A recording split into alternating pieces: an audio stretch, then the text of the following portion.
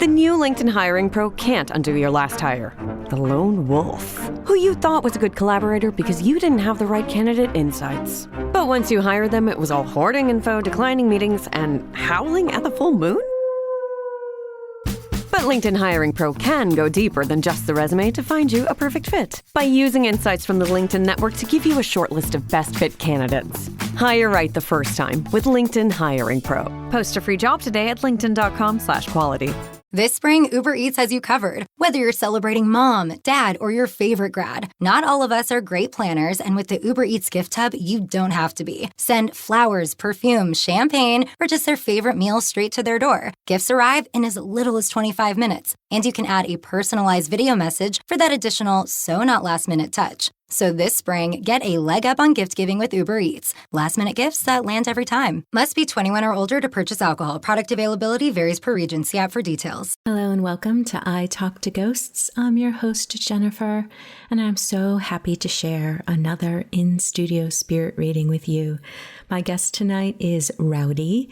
And if you recognize his name, this is because this is his second reading with me. This reading is very interesting and a little bit different because it became very conversational. He and I have established a connection in the past with his grandmother in spirit, and that creates a space where the sentiment and the advice can really flow in. I've also done a reading for his brother Ruger, and recently I have done a reading for Rowdy's mother, and her reading will be featured in an upcoming episode soon. In the meantime, enjoy our conversation with the spirits, and I hope you find this session as insightful and magical as I did.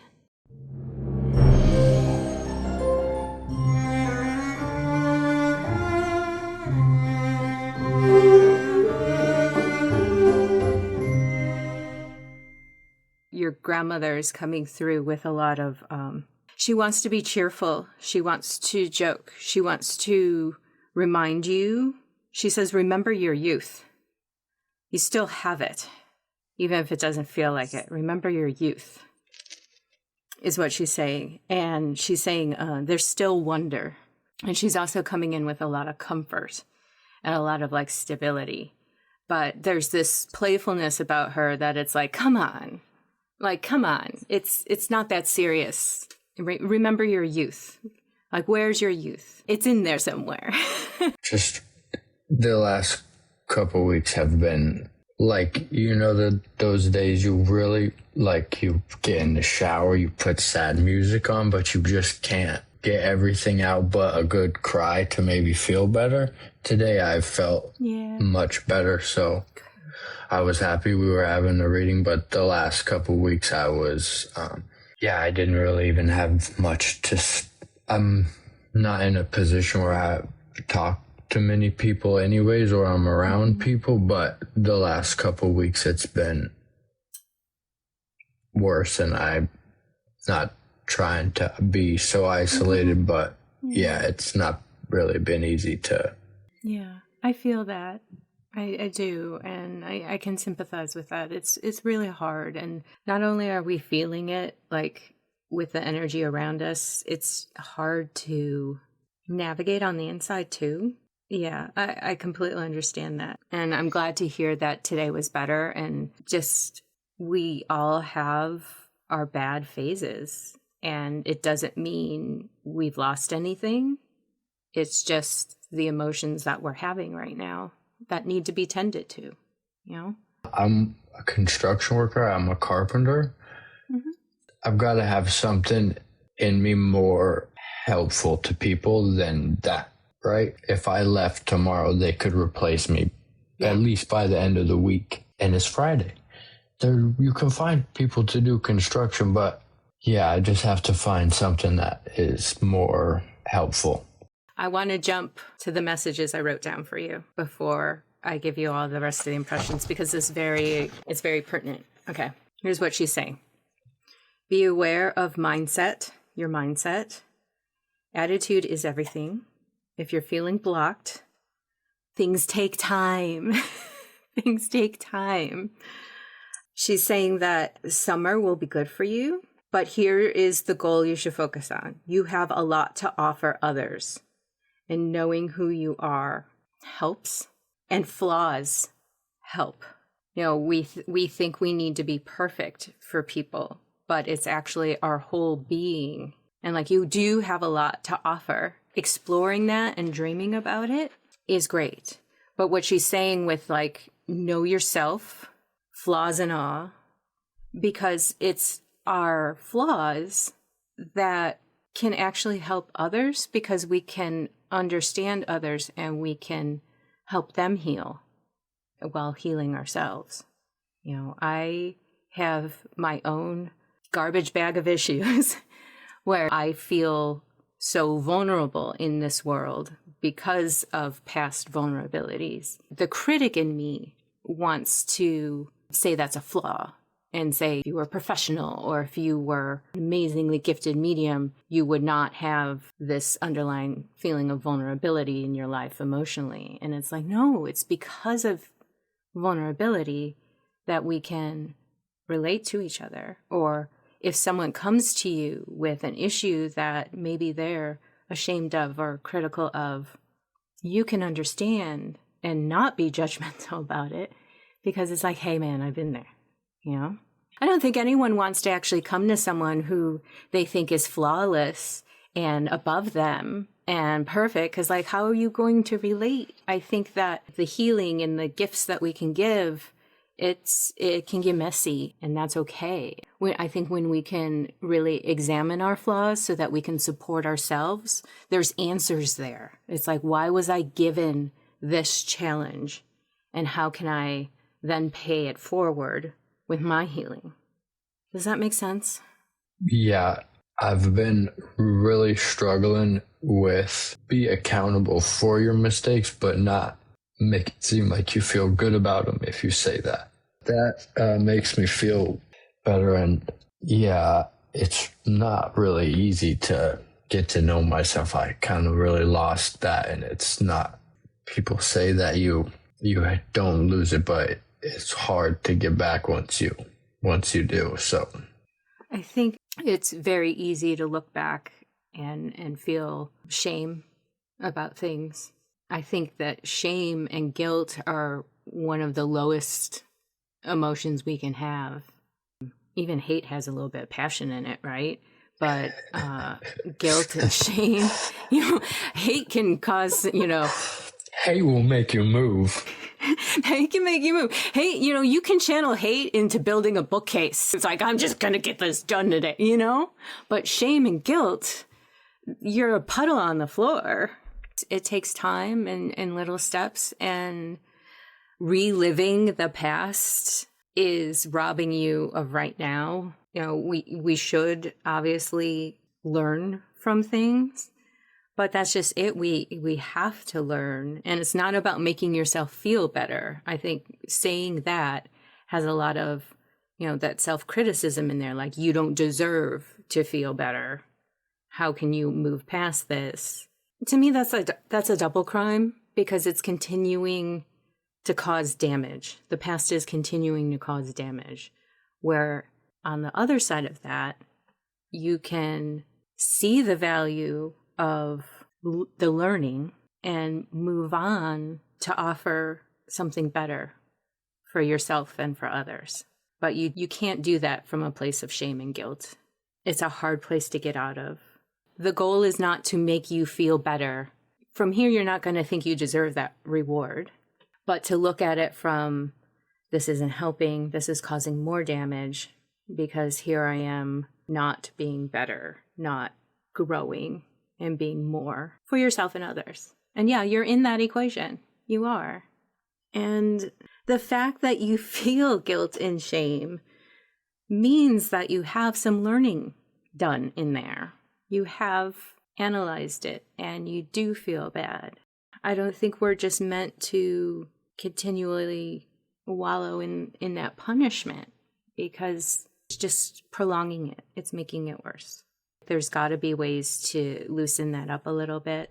Not all at once, but get out of that cycle of the guilt because we can't do anything from that place. I've been like driving a lot lately, and it hasn't been as good for me as it usually is. It's been a lot of like not great thoughts and like old stuff coming up. So, yeah, I'm trying to learn and keep growing. But with the first thing in that message that your grandmother said of be aware of your mindset, like she's showing me you with your head down. You're not looking up, you're looking down. And it's like you're not seeing the world in front of you. She's like, pick your head up a little and look around and appreciate all this wonder that is constantly happening around us. It's just what we're choosing to, mindset is everything. It really does start with kind of, chin up a little bit and kind of taking a deep breath and looking around saying, oh, wow, the sun's out today, or, oh, I can appreciate this fresh air. It's the little things. And then, what can you do to share a smile with someone? And even if you're not like directly working with a lot of people, we're all kind of interacting with each other a little bit. And I have certainly been in a hidey hole in my house for a while, but I still have to go out. But, it needs to start on the inside. And then from that inner awareness, we look out and we see, okay, how much of this is my mental landscape compared to 1,000,000% of it. Like when I look at the sunrise, I'm like, how can you talk this way to yourself when the sunrise is that beautiful? Like, what's going, like, so some days it's better that I don't like get stuck in that forever, but sometimes I'm just like, I was thinking, isn't it great it only exists in your head, nowhere else, so you can change it. It's the one thing you actually have like somewhat control over when no one else does. Was your grandfather much more of a get it done type of person? Yeah, he's my grandma's husband. He's still alive, but yeah, he was. Okay. He used to be.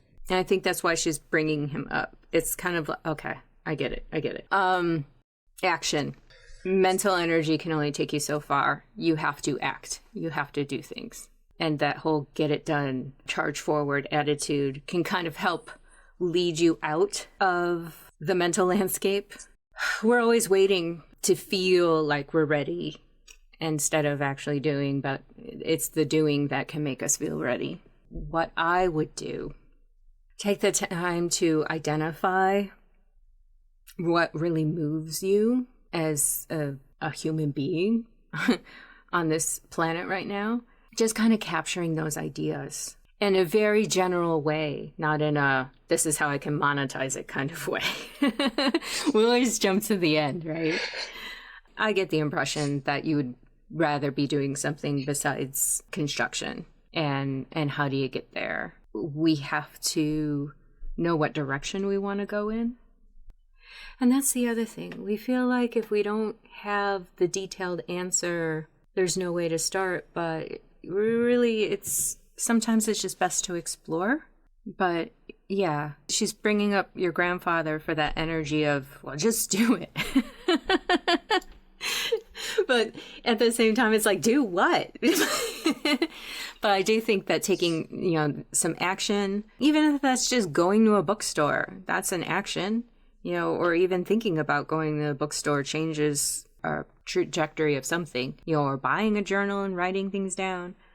That's at least getting you out of your head a little bit and into the physical world. We have to ground ourselves here. It helps our brain waves. That's something that I always thought it was like a little bit of a juxtaposition, that it's like, in order to be spiritual, we have to center on our breath. We have to feel our body. We have to ground ourselves. But that's actually shifting our brain waves to where we need to be spiritually. So yeah, now I'm rambling a little bit. But I hold my breath like newborns don't even do that, Rowdy. Like, breathe, take a breath. What are you doing? It's your own free will to not breathe. What is wrong with you? So that's a good reminder to take time each day to take some deep breaths. Yeah. Find the patterns, find the routines and the rituals that will help you. They're there to support you. They're not there to do the work for you. They're there to support you. I have been on a practice with doing readings. I had to come into my space yesterday. Like, I got out my notebooks. I got out my herbs and everything, and it was very comforting to slide back into that space. The rituals support us. It can really help physically get us there when we're not mentally there. But I also think it's really good to get out of this space and move that energy and that focus into your heart and just breathe there and just feel. And every time your brain starts talking, just tell it to shut up. Just feel for a while. And even, sometimes just let that energy drain into the earth and have the earth take it and hold it for you. I think those simple practices can really help. But this is where you do that work. If it's just a chair or a bench in the park or a scent from a candle, those things anchor us to the practice. And it's not about, I got to say the exact words and do the exact ritual and turn around 3 times. It's more like it just supports us. It anchors us into what we want to do because our soul remembers the space. Yeah, it grounds us into it. So I think all those things are very helpful. Yeah, I could do more of that. It would, be very helpful. Your grandmother, I was just reaching out for details from her, and I was hearing like this metal like slam, like it could be truck doors or a gate or like the back end of a truck, boom, just seemed like there's a lot of that going on. Yeah, we grew up, riding in the back of my brother used to do this. I thought it was the coolest thing. I probably have never done it to this day. When we would sit in the back of the truck, when nobody was looking and we weren't going too fast, he would jump out, and he was so fast he could catch back up and jump back in. I thought he was like Superman. Wow. That's dangerous. Yeah, I've never done that. I don't think I ever tried to do that. He's always been the adrenaline guy. I wanted to ask you about, I can only describe it as like rugged recipes. Her and my grandpa had like 500 acres and probably 500 head of cows. So, yeah, I have all of your cookbooks, Nanny. I got all of them. They are rugged. Because I'm like, I've never written down rugged recipes before, but I'm like, I hope you can understand this. Rugged recipes. And along the lines of recipes, there's also this, here, drink this. It tastes awful. It's good for you. Yeah, I used to be like, please, lady, anything. Like, now I do have all like the white willow bark that you said is like aspirin. I drink mug. I meant to make some last night and pack it when I left, but I forgot it this morning. But yeah, I'm more into that stuff now. But before I would be like, I don't know what Manuka honey is, Nanny, but it's not helping me feel better. Aww. It tastes awful. What is this? It's not medicine. The one rugged recipe that when I took him after she passed away, I took him to my room at my childhood house, and I was looking through them, and I think it was for like whipped cream. It just says beat the hell out of it. Yeah. Throw your arm in there. Rugged recipes only. It sounds like a really good cookbook. I that's what I really. And my grandpa, he doesn't know how to cook. He knows how to cook carbonara, but I was like, I can take those and nobody will know, but they'll be important when I have a home that I can keep them in. Was there an area of her house or someplace on the property? It felt like you had to be careful on the stairs, like in a certain spot. It was her stairs, in their house. definitely just be careful. Yeah. It was those ones. They have carpet on them. Who has carpet on the stairs? That's the terrible. Like, and then they had a weird thing, and if you didn't know, you wouldn't really know what stairs back there. And it's to the creepy basement. Like, just be careful on those stairs. Yeah, exactly. For sure. Exactly. And there seems to be a part like at the bottom that's like not very well lit either. It just seems like there's this stair problem. It's very creepy. I'm glad that she's aware that that's creepy, Nanny. Yeah, you're right. Your stairs are creepy. I'm sorry. From doing readings, I really feel like the details of life, the little slice of life, it could be anything, but when it comes down to these things lining up, everything is special. I think everything is special. And the other part of it is they've got to show me something that like I can translate and figure out, where some things might be a little bit more abstract and hard to communicate, but sometimes I can get visuals and sentiment, and it's like, oh, be careful of the stairs. And the rugged recipes, things like that. But I wanted to bring up, and like maybe you won't remember this, the thing about kids losing teeth. Did your grandmother keep your teeth? Probably. Oh, yeah. Like on the counter still, I'm sure. If they haven't deteriorated, they're still on the windowsill where she washed. Yeah, any of them we lost at her house, I'm sure she kept those like a prized possession. And do you know if she has like some kind of hope chest or something like that? Or you remember how people would have a hope chest full of things? There might be handmade work and things like that in there. She made this, but yeah, she has. It lost all its feathers since I was a kid, but I keep it with me. But yeah, she has a box like that, with all. I couldn't tell you what is in there because my grandpa still lives at their house, but not really. So it's like I don't want to be disrespectful and go through her stuff without him there, but oh sure, I don't really want to go through it with him there. But she's got all sorts of stuff, like multiple boxes like that. Mm-hmm. And it feels like there's a lot of not just newspaper clippings, but like information. There's information in there. And information can sound like just such a... Weird books. Weird books? Weird books. Like, okay, Nanny, we're in the same things. There's knowledge. There's knowledge in there. And also, just things that she's made. And I think that, when we make things, we're manifesting something. And we're putting a bit of ourself into it because it wouldn't exist if we hadn't had the thought and pulled it into reality, And I think there's just such a wonder to that. And I think that that's another reason why hearing myself talk, that she's bringing all that up, is because if we can get out of our mental space, do some action, we are pulling something into reality and we're making it real and we're sharing it with others. That is a force to celebrate and respect.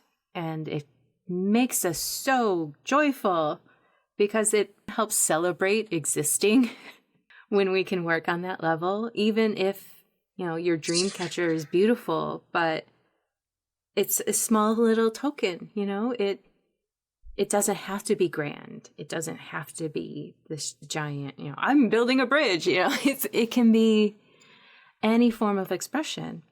And it can speak to someone else, or it can just speak to you and remind you of something, or, ground you. I think all those things are really important. Is she okay that... Is there something I can do with the ashes that I have of hers to honor her? Because when she passed, there was never time to really honor her because I was really sick, and it kind of felt like she knew that one of us wasn't going to make it. And like, I feel like even though she never said it, she knew that. And I felt really guilty for a long time that she passed away. But I just wanted to know if there was some place that she would like some of her ashes spread. I gave some to all of her grandkids in a necklace for Christmas, but I just didn't know if there was some place.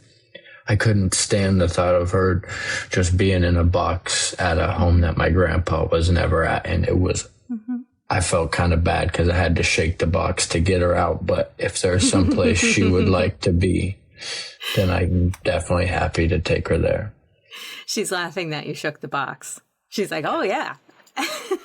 I was scared that they didn't like bag her up before they put her in there because it was sealed so tight. I was like, yo, if Nanny just is all over the kitchen, I'm going to be in trouble. I was sweating, but it's okay. I got her out.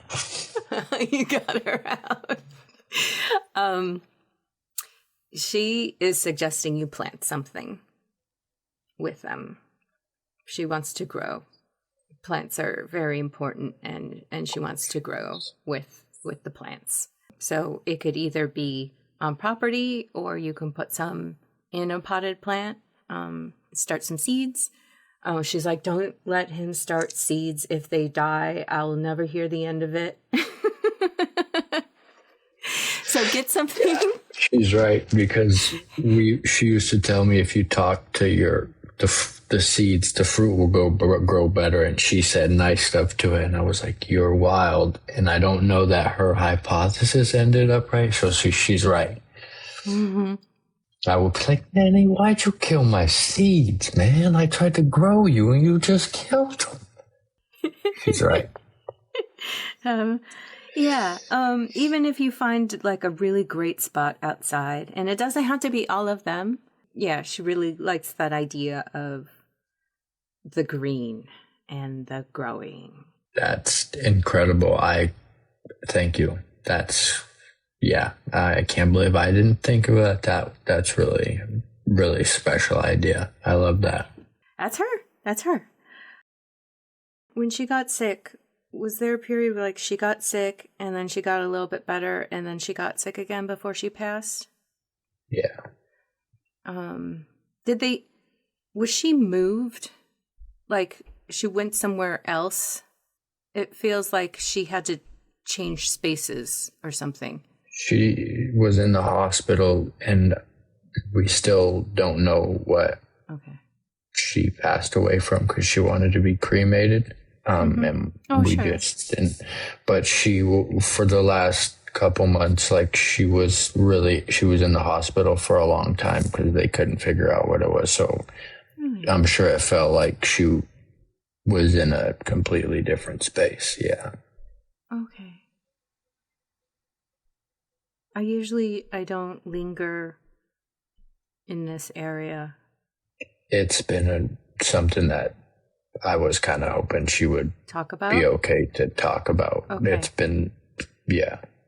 It feels, all right, first off, she wants you to stop tormenting yourself over this because it's done. And to continue to hold on to this pain is hurting. She doesn't look at it this way. If you're continuing to torment yourself, from her point of view, she's an accomplice to that because it involves her. And she just wants to hit you with the dish towel.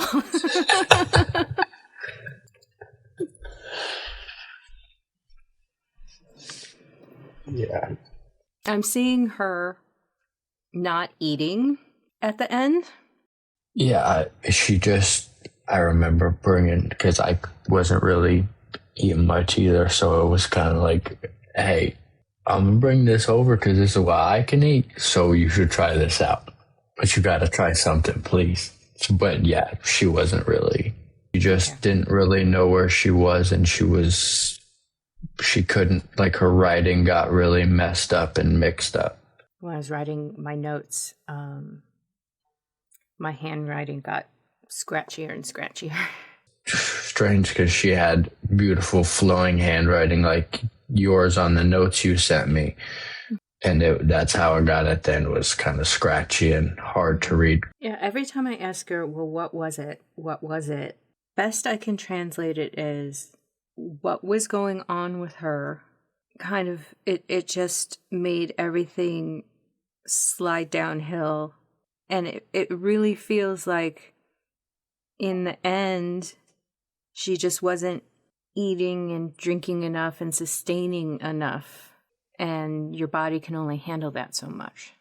And for that to happen in a hospital, that's like, oh, well, how can that happen? But if she was not electing to like get a feeding tube and things like that, it's kind of like you're picking a path. Does that line up for you? Does that make sense? Yeah. Yeah. And I'm sorry. I know that that's like a tough, want you to tell me exactly what happened, but that makes sense. Yeah. There is nothing I will not be willing to explore and talk about, because that is human. All of our experiences can be very deep and messy, and if we can't talk about them, there's something wrong there, because it's part of the experience. And I've been through enough myself in life that it's like nothing should make you run screaming.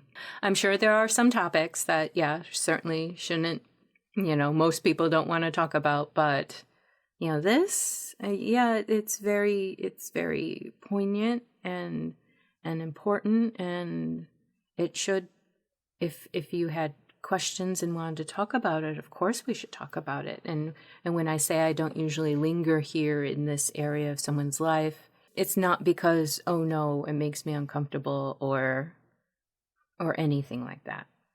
I am happy to be uncomfortable for you.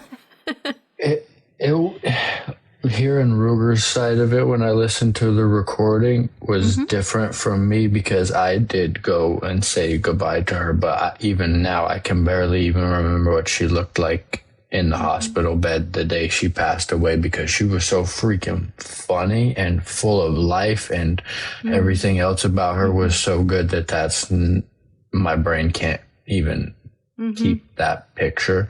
Like before she died, she was smoking fake cigarettes in the hospital, talking about her pet snake. And I'm like, oh, this lady is hilarious. Like, what?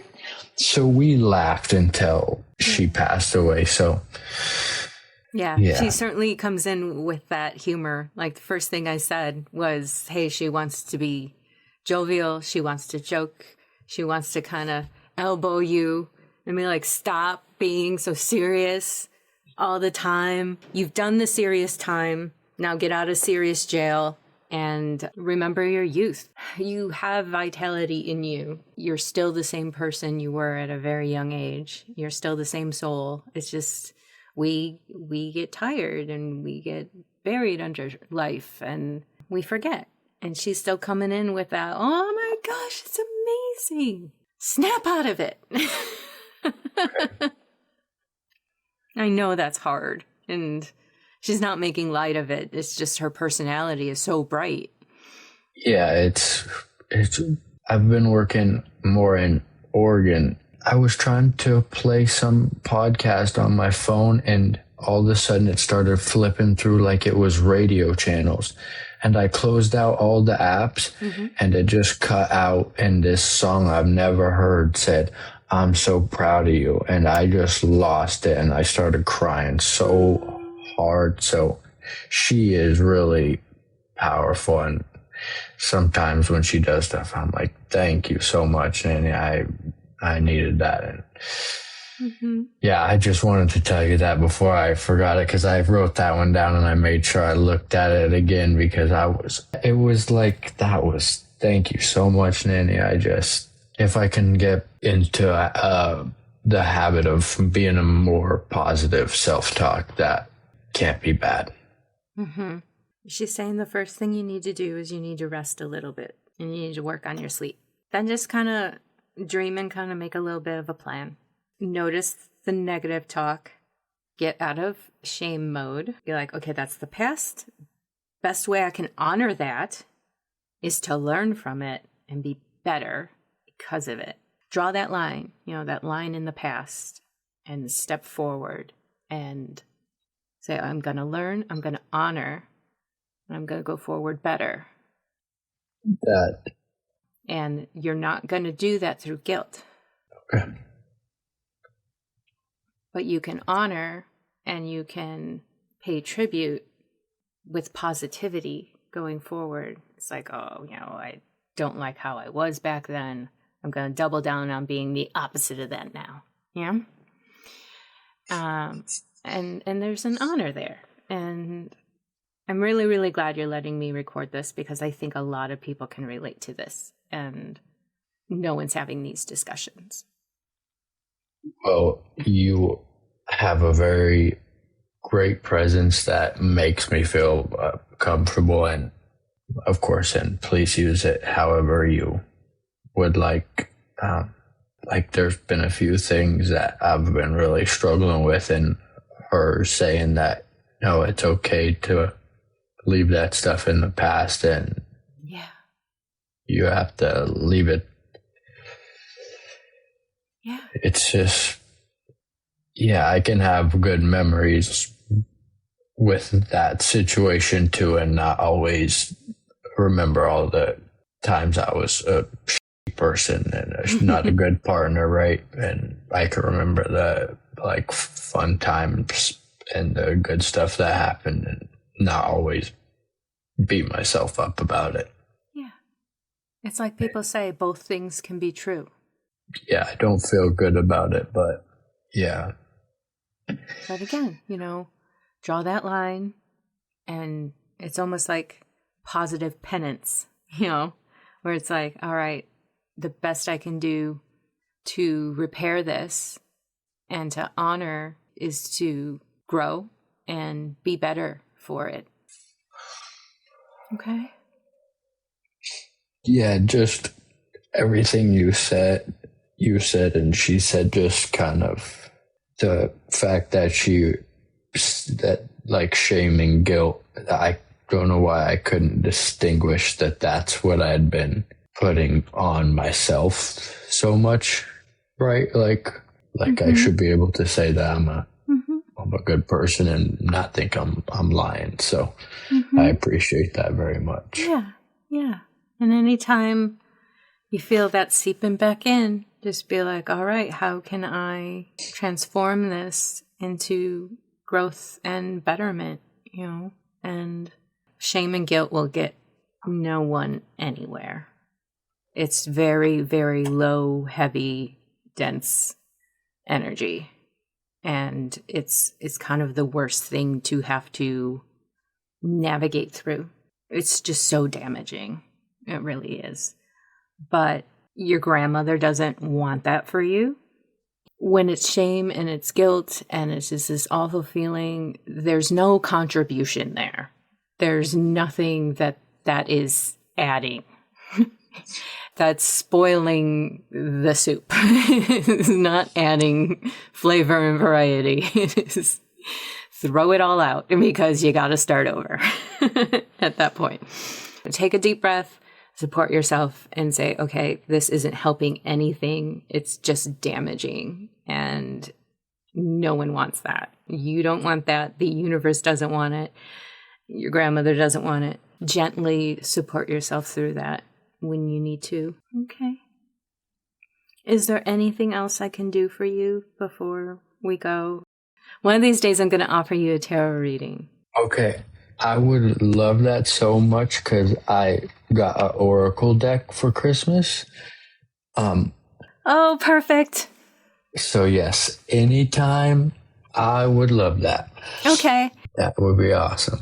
We can do like a little chat tutorial about how to work with oracle cards and things like that. And I would very much love that. You don't need my help. You could just intuitively do things, but I appreciate your help very much. It's fun to play. It's fun to play. It is. Yeah, it's fun. Well, thank you so much for meeting with me again. I mean, I think this has been a very, very helpful conversation for myself and anyone who happens to hear it when we share it. But thank you so much for allowing yourself to be vulnerable and trusting me to have these conversations, let alone do like spirit work and trusting in that too. It takes a lot, and I really, really appreciate that from you. Same to you. You are a very comforting and calming presence, and the spirit work you do is great, and you are like the best therapist ever also. So I appreciate you very much, and I appreciate this space. So thank you. Oh, thank you. That concludes tonight's reading. My calendar is currently open with dates for medium readings and tarot readings. If you're interested, you can go to italktoghosts.com/readings. There are appointments available in June, and I am always adding new times and dates. So check back. And of course, you can always email me at speaknow@italktoghosts.com if you're not finding something that would line up with your time. That's it for now. Take care and see you next week. Ryan Reynolds here from Mint Mobile with a message for everyone paying big wireless way too much. Please, for the love of everything good in this world, stop. With Mint, you can get premium wireless for just $15 a month. Of course, if you enjoy overpaying, no judgments, but that's weird. Okay, one judgment. Anyway, give it a try at mintmobile.com/switch. Upfront payment of $45 for 3-month plan, equivalent to $15 per month required. Intro rate first 3 months only, then full price plan options available. Taxes and fees extra. See full terms at mintmobile.com.